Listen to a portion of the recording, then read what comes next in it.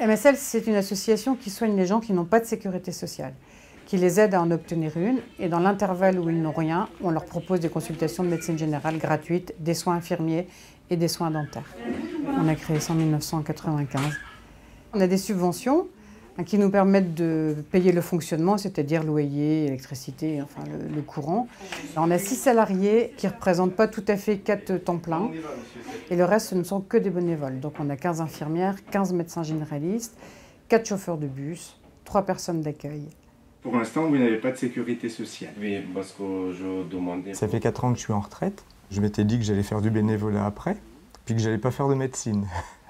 À la fin de mon exercice de la médecine générale, et j'ai eu connaissance de MSL, donc comme le métier m'intéressait quand même beaucoup, je me suis lancé là-dedans. Là-bas, quand vous étiez en Afghanistan...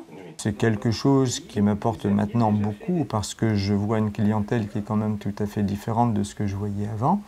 C'est très étonnant, c'est même parfois difficile parce qu'on se sent un petit peu démuni. Le côté intéressant au point de vue professionnel, c'est que si on se lance dans la continuité d'un exercice, on est obligé de se tenir au courant, donc d'aller à des enseignements post-universitaires. Vous avez une bonne tension, vous avez 13. Je pense que ce sont vraiment les deux aspects, continuer quelque chose qu'on aime bien et continuer de pouvoir avoir des contacts avec les gens. Ça nous apporte un équilibre, des grandes leçons de vie, un équilibre entre notre vie facile et puis la misère qu'il peut y avoir. Et en fait, on relativise beaucoup de choses. Quelquefois des gros soucis, parce que c'est difficile, on a des témoignages qui sont très durs à digérer.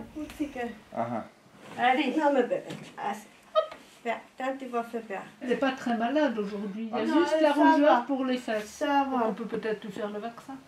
Ouais. Aujourd'hui. Allez-y, vous pouvez vous installer là. Vous parlez français ou pas? Vous parlez pas français? Arabe? Ouais, vous pouvez parler arabe, je comprends. Allez-y, installez-vous. Je travaille en cabinet à côté et je vais ici les mardis après-midi donner un petit coup de main. Il me reste juste ma soutenance de thèse à passer, mais j'ai fini l'année dernière les études. J'avais fait des études entre guillemets dans la santé à la base pour faire un peu d'humanitaire et je me suis rendu compte qu'à côté de chez soi, il y en avait aussi besoin. Il n'y avait pas besoin de partir à l'étranger ou à des milliers de kilomètres. Et ici, j'ai trouvé que le plateau technique était assez bon. C'était cool?